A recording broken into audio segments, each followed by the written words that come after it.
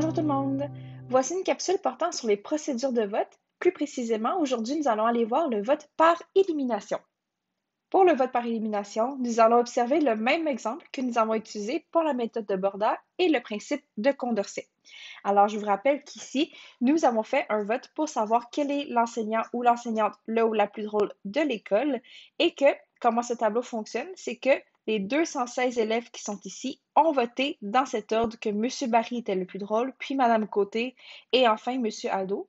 C'est la même chose pour les 171 élèves qui ont mis M. Aldo en premier, puis Mme Côté et M. Barry. Et 117 élèves ont dit que Mme Côté était la plus drôle, puis M. Aldo et M. Barry.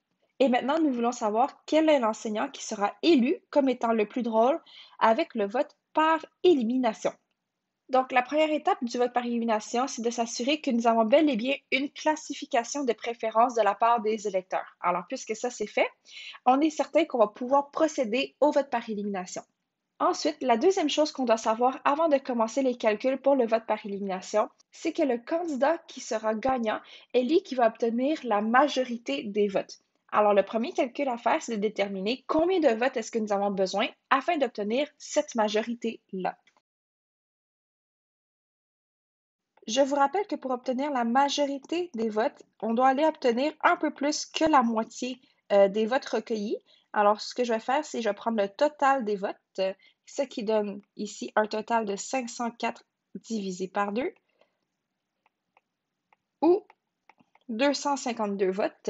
Mais afin d'obtenir la majorité, nous devons donc obtenir 253 votes. OK.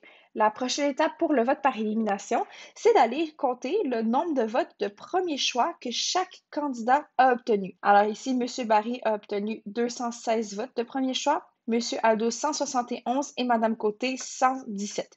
On ne va pas pour l'instant aller regarder le vote de deuxième et de troisième choix. Donc la deuxième étape, je vais aller écrire ces informations-là.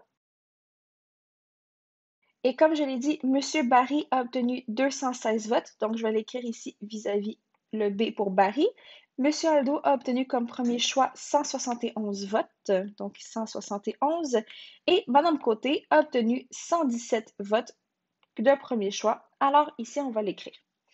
Une fois que tu as établi le nombre de votes de premier choix, le vote par élimination, eh bien, le but, c'est d'aller éliminer le candidat le moins populaire de premier choix.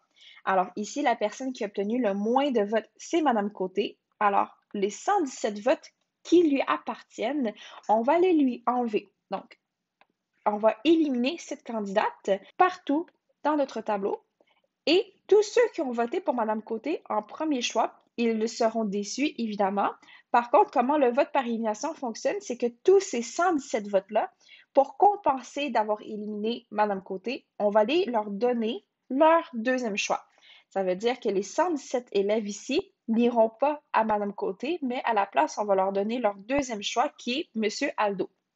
Donc, on va aller remplir ici les informations qui manquent. Nous savons que Mme Côté a été éliminée, mais M. Aldo ici, maintenant, il est rendu à 171 votes de ses élèves ici. Mais en plus, nous allons aller lui donner les 117 votes qui étaient originalement à Mme Côté. M. Barry, lui, reste avec ses 216 votes. Donc, juste ici, 216 votes. Et on trouve ici que M. Aldo se retrouve avec 288 votes. Maintenant qu'il reste seulement ces deux candidats-là, on peut aller observer est-ce qu'il y a un des deux qui a obtenu la majorité des votes. La majorité des votes ici, c'était d'obtenir 253 votes. Comme on peut le voir, M. Aldo, qui a maintenant 288 votes, a obtenu la majorité. Alors, ce sera lui qui sera le gagnant. Je vais donc aller écrire son nom ici. C'est M. Aldo qui sera élu. Et voilà, ceci est un exemple pour un vote par élimination. Si on fait un petit résumé de cette procédure de vote, un grand avantage du vote par élimination, c'est qu'elle va aller satisfaire une grande portion des électeurs.